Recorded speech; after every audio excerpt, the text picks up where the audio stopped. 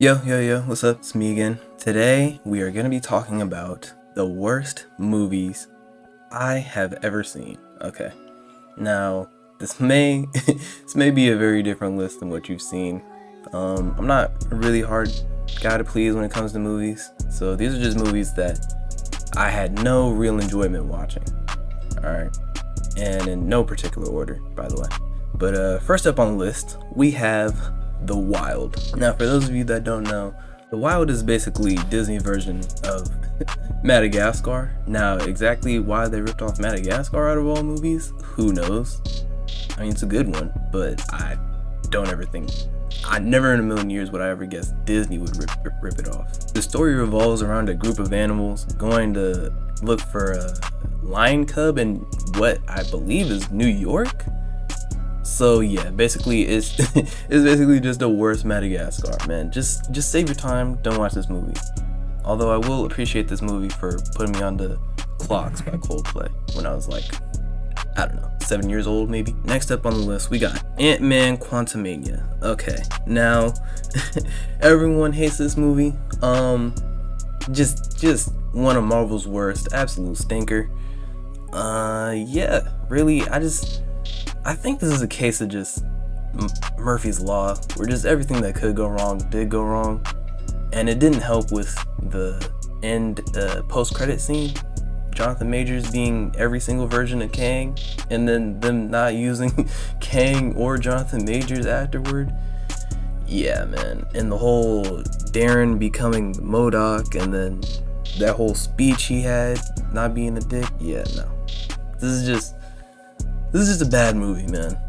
I mean, man, it's just bad. Seeing where Ant-Man was, the first one was actually pretty good. Ant-Man and the Wasp was actually watchable somehow, somewhat. But yeah, just seeing this one, it was bad. It was a waste of my money, really. Now, up next, I actually have two movies here, but they're basically the same thing. It's Halloween Kills and Halloween Ends. Now, okay, Kills was just so fucking stupid. Oh my god, man.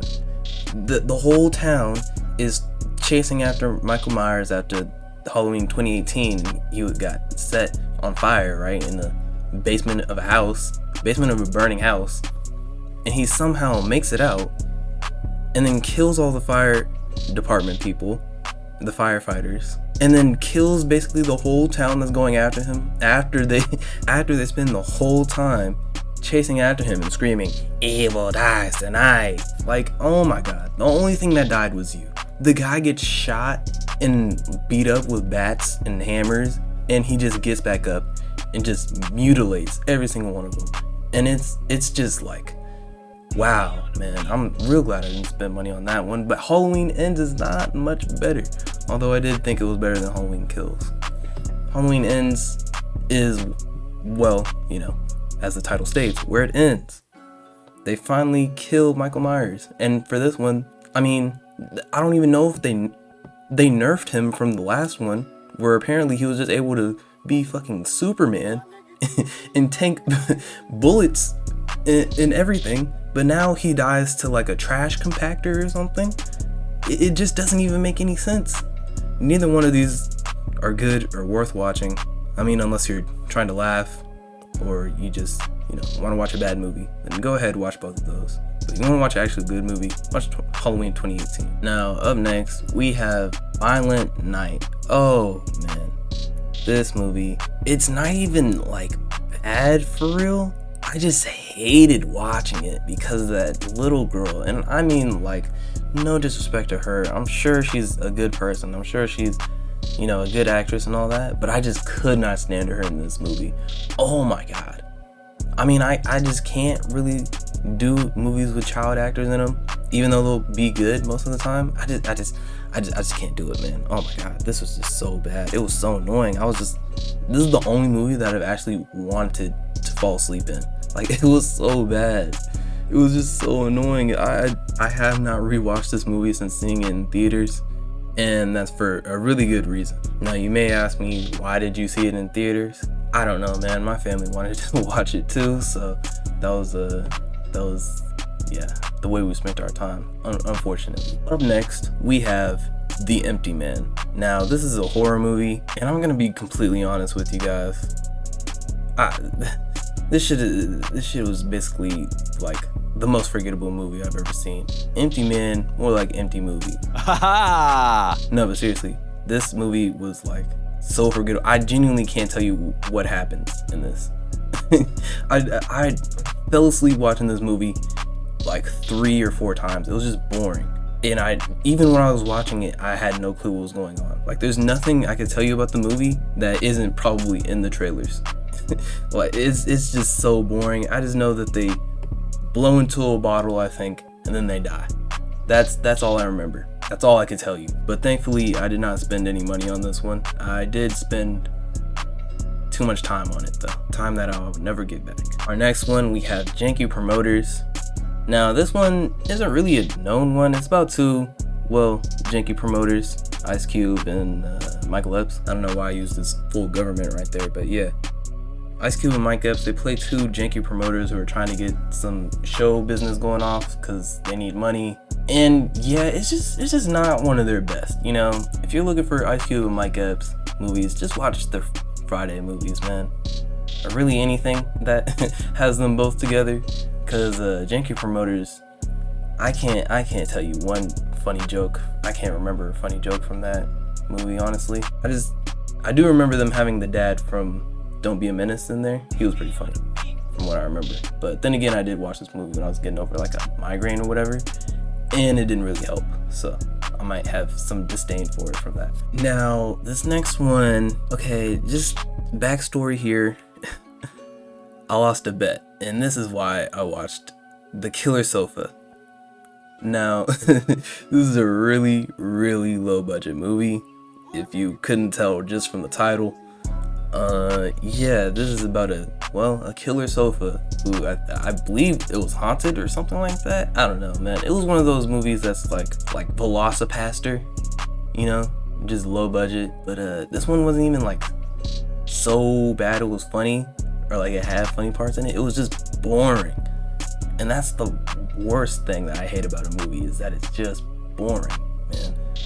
Like, Attack of a Killer Sofa, there's so many funny things you can do with that, and they don't do it. And even like the kills, they could have been funny, or at least like, I don't know, interesting to watch. I mean, not interesting to watch, but like creative. But no, it was just all stupid. The whole thing from the beginning, it was stupid, man. And I hate it. Don't watch this. Don't spend your time watching this, please, I'm begging you. And last but not least, Transformers: The Last Night. Now, for those of you that don't know, the Transformers movies are some of my favorite movies ever. The first and the third especially. But oh my god, man, this 5th one, it was just so bad. And the reason I hate it so much is because it actually has cool stuff in it. It's got some of the coolest stuff in the Transformers movie, but it's just not good at all, and it hurts so bad, man.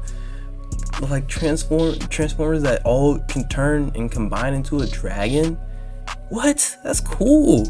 But no, the movie's just bad. The plot doesn't make any sense. They turned Mark Wahlberg into Knight of the Round Table for some odd reason. What? Since when? Guy does hate crimes and he turns into a Knight of the Round Table? And Optimus was evil for like 30 minutes. And honestly, the main reason I wanted to see this movie is because, you know, Bumblebee's my favorite. So I thought he was gonna be the star of the show. And he kind of barely was a little bit, but then they showed him getting his ass fucking busted by Optimus, and I was just like, oh no, don't do this to me. And they change up the lore for some reason, so Bumblebee has just been on Earth for like 100 years before he met Sam, probably. And so was Hot Rod, who had never been like mentioned once in the rest of the movies, but somehow guy was just a Lamborghini back in like the 1800s or something like that, huh? Since when? It was cool to see them fighting Nazis though. That was cool. But yeah, man, I just hate this movie because it has so much stuff that could be promising, and it just lets you down at every turn. And my honorable mention for this list is Black Adam. The reason why this one is an honorable mention is because I actually had more fun, or I actually enjoyed this one more than the other ones, only purely because of the Justice Society. They were the only good part of the movie. But that little kid, that little kid that Black Adam is cool with, and like, why is there a mandatory little kid in these movies? Who cares? Why do we need this? But anyway, yeah, that kid, I'm pretty sure all his lines were dubbed. At least it looked like that in the movie, or in the movie theater. Yeah, I saw this one in the movie theater too. I spent my money on dumb shit, if you guys couldn't tell by now. Yeah, it was just bad, man. I literally looked at my friend and I was like, this is what you got, this is what you had us, this is what you were hyped for? This is what you had us hyped for? But yeah, man, it was all bad. We should have known once we found out the hierarchy of DC was about to change. But yeah, thank you guys for watching this one. Please like, comment, subscribe. Shout out to Mark Ruffalo. Shout out to Tatiana Maslany. I believe that's how you say it. I'm sorry if it's not. And shout out Prim's Hood Cinema. Alright, let me catch you guys. Peace.